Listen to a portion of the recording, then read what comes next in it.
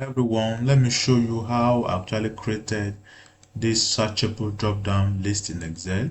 For example, we have a list of names. Let me get rid of this, and if you click on this data validation, you have a list of names, and then if you are looking for any name, you only have to enter just a few letters. Let's say, for example, and then you have all the names that started with a JE.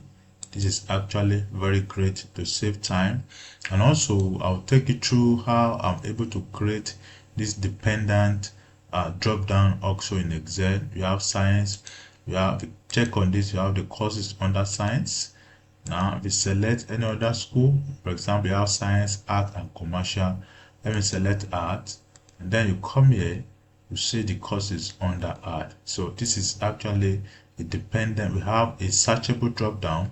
Here we have a dependent drop down also in Excel, and also I have this list of table for students. I have also this table for the schools. For example, add more. Let's say under science, we added a new course. Let's say cell. This is a new course. Let me put that cell study, and then you go to your invoice, and then you select under science, and you come here, you select, you have the new course cell study.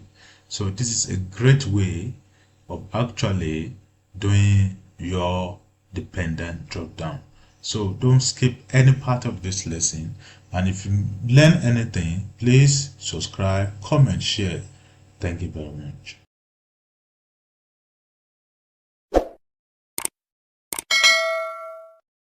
Alright guys, so let's create our searchable drop down. Now this is where I want to have my drop down.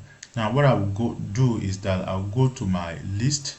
This is my list of students, so I want to be able to search the name of the student right from this cell number. So this is my student details. This list will continue to grow, as you know that in the future I'm going to add more and more names.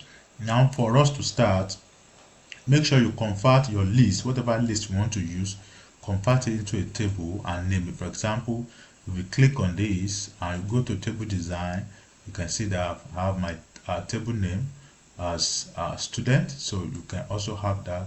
Make sure you convert your list into a table and of course name it. So now that we have done that, now what for us to do now is that we create a system whereby we'll be able to search. Now here I'm going to have my filtered name here, so let me just name this as filtered names. Now this is what I will do. I'm going to use a function that will of course will be able to search through this list and tell me whether whatever I'm looking for is actually present or is not there. So what I'll do is that I will say equals to search. I will use the search function, and it's saying find text. Now I'll go back to my invoice, and then I will reference this cell, that is H11. I will reference this cell because this is where actually I want to search, and then I'll come to the formula, put my comma, and I say within text. So the within text, I'll come back to the list of my student, and then I will reference the table this way. Then it will capture the entire table, and then I'll press my comma, and then we have this optional argument, so that says start number. So I'm just going to put 1, and then I'll close my parentheses, and then I'll press enter. Now if you come to this place, and then you type any letter, for example let me type ME, and then I want to return to my list, and then you see that, for example, this name James, it means that we can find ME and the position is 3, and that's why he is able to return 3. So the search will actually go through the list and see whether whatever you have entered is actually present and is able to find it. So if you go further, you will see that we still have others that returned 1 1, and you can see we have ME here, we have ME here, and that's why it's able to return 1. So we have this one working for us, And then, so what we can do in order to get rid of these value errors is that we just look for a function that will be able to convert this into whether it's true or false. And that's where we quickly modify this. Let me click on it like this, and then put the ISNUMBER function. So this will actually convert it into true or false. And then I have ISNUMBER, and then I'll come to the end and then close parentheses and then press enter. So if my search result is available in this list, it will return true. As you can see, it will return true, but if it is not available, it will return false. As in this case, you can see this is true. For example, if I come here again and I enter another name, for example, let me enter OL. Then if I return to the list, and then you see false, false, false, and then here you're able to see true, because you can see OL in this list. So it returns true or false depending on the availability of the search that I've entered. Now, lastly, let's include the filter function. So let me modify this a bit. So I'm going to say filter, and then it says filter the array. This is the array that I want to filter, so I'll reference it this way. I put my comma, and it says include. Now this is the include argument. We've already included it, so I'll come to the end of the formula, that I'll put my comma, and it says if empty. So if this is empty, then I want Excel to do nothing, to return nothing. So I'll put an empty string by double quotation, and then I'll close the parentheses, and then I'll press enter. So from my search here, for example, this is OL. It has actually returned those name that is matching my search criteria, that is OL. That is, you can see from these names that you can see OL, OL, OL, and OL there. So if you enter any other, for example, KO, then you'll be able to see, and then you see that this is empty because there is no search criteria matching KO in that place. So that is how it works. So this is actually working now. So what I'm going to do now is that I'll just simply put my data validation here. I'll create a drop down, and then to do that, I'll go to my data tab, and then I'll say data validation, and then under settings I'll say list, and then the source.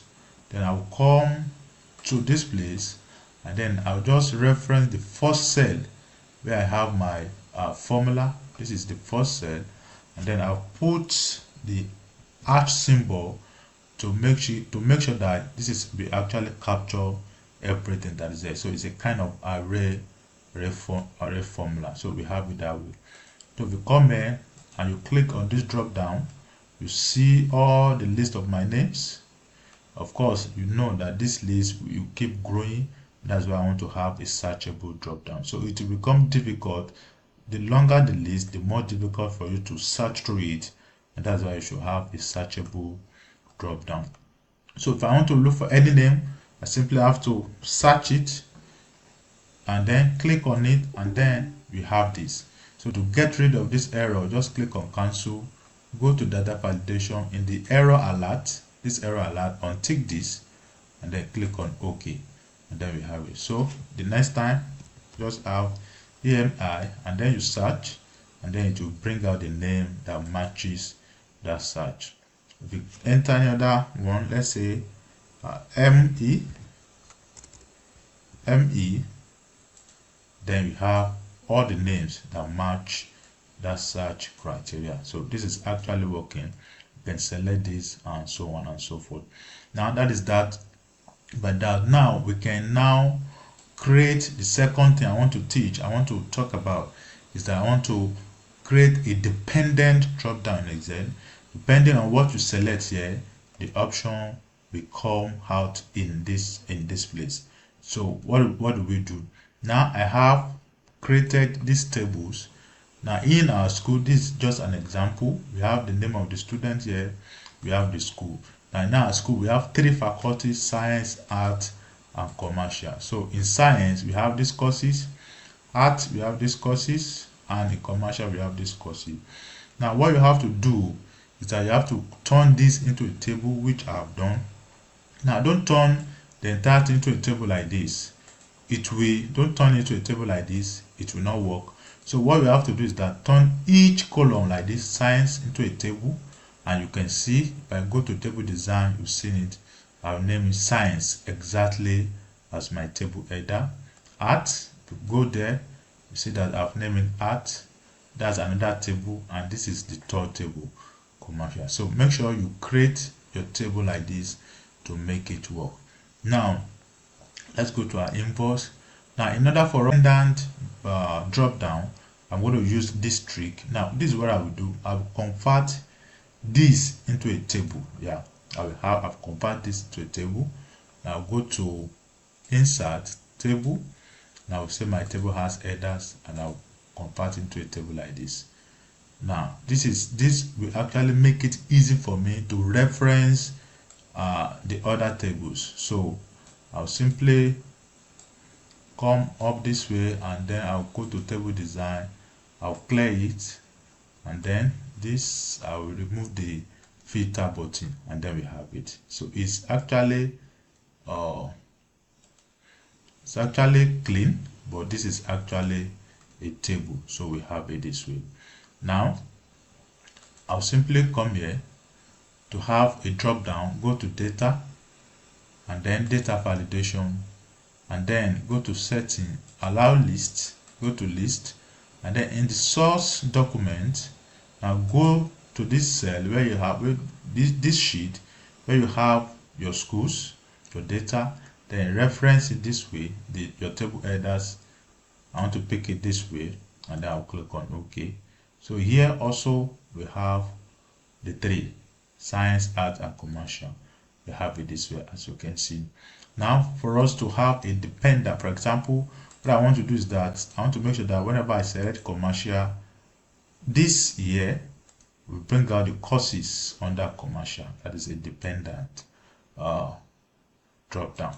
So in order to have that, I'll come here, and then I'll go to data.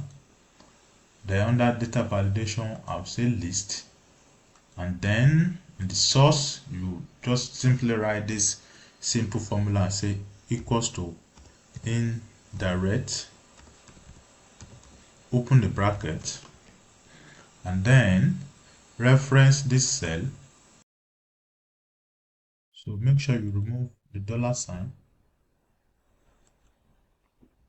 remove the $sign, and close your parentheses. Close the bracket this way, and then click on enter, and then say yes.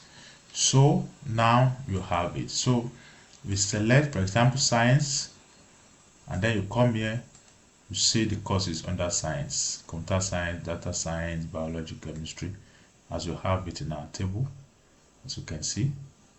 Then if you go to the invoice, you select art, and then you click, you see the courses under art. If you add to the list, for example, this is chemistry. Let's say you added a course to it, and say agric science. Let me have it this way.